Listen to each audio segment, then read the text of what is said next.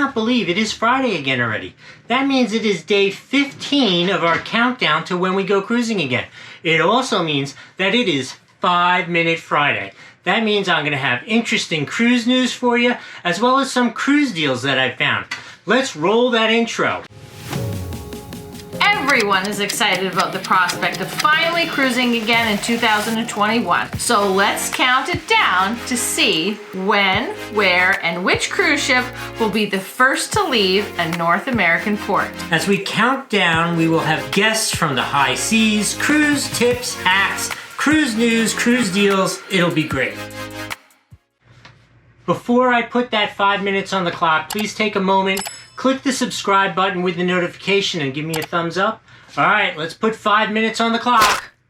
Let's start off with the former Grand Celebration from Bahama Paradise Cruise Lines, which used to sail out of West Palm Beach, has made it to India where it's going to be scrapped. So they're beaching it, they're going to scrap it. I bring it up, that one in particular, because it's kind of interesting that that one was built in 1987 and was originally the Carnival Celebration. Now it's the Carnival getting chopped up on the beach. But let's talk about getting chopped up on the beach, because did you ever wonder, what's a cruise ship worth when they chop it up? Let's talk about that. So when a ship gets salvaged, it gets sold to a salvage company by the cruise line. They bring it to its destination and they cut it up for the steel, and they salvage the steel.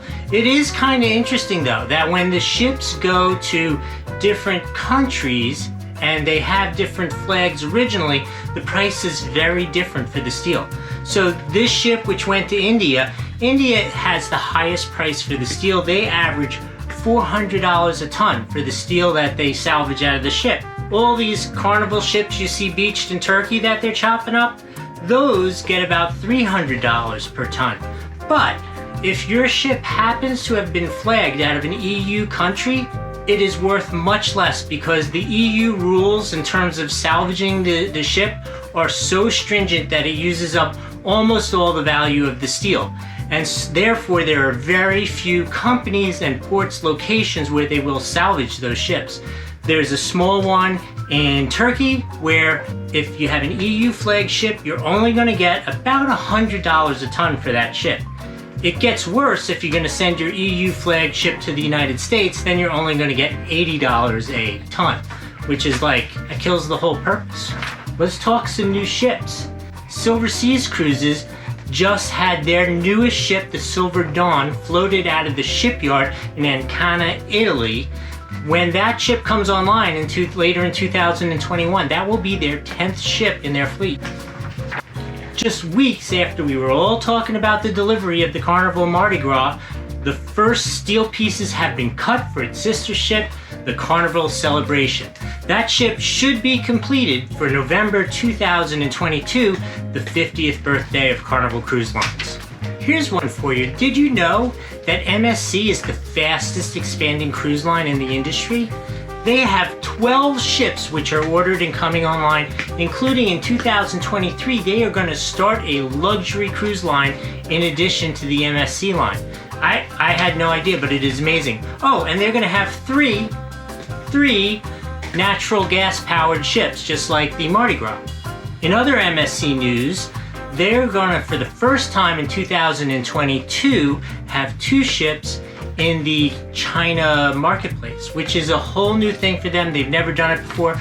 And the reason I'm telling you about that is because up here, you will see a link to our countdown of the most anticipated ships of 2021. And one of them is the Virtuosa, which will be going to China. Let's talk about new itineraries. Celebrity Cruise Line will be returning to the Mexican Riviera in 2022 with the Celebrity Millennium. One of their smaller ships, we love that ship. We were on that ship in China. It is a great ship. So after the summer of 2022, when it'll be in Alaska, it's gonna head south, go down to the port of LA where it will be based out of, and they will have 12, between 7 and 8 night cruises going down to the Mexican Riviera. That should be really nice. Virgin Voyages has had its official groundbreaking ceremony for its new terminal. It's building in the port of Miami. It looks beautiful. The renders are amazing, and they've been working on it for a little while, but this was the official groundbreaking ceremony. All right, let's talk cruise deals. It's that time of the show. All right, NCL in November of 2021, that's right, that's later this year, has an 18-night cruise that goes to Egypt, Jordan, and Israel. How cool of an itinerary is that? And that one you could get an interior room for only $80 a night. Sounds like an amazing deal for me. If you could find 18 nights, what a great trip that would be. Speaking of 18 nights, let's talk another one. Celebrity Cruise Line, September of 2021. How about this one? Hawaii, Tahiti, and Bora Bora. For as low as $158 a night, that's crazy cool. I would love to go to all of those destinations. I think I'm gonna have to talk to Niki about that one because that sounds really cool. And my last one is a last minute deal with Carnival for April 2021.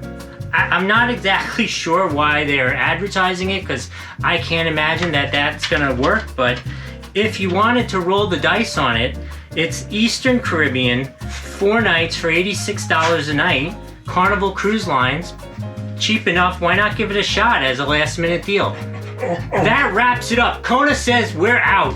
All right, that was a fail. We did not make it in the 5 minutes, but there was so much news and so many interesting cruise deals, I could not get it in. And now the dog's complaining because I took too long. I hope you're not complaining. I hope you're giving us a thumbs up. I hope you subscribe, and we'll see you next Friday for 5 Minute Friday.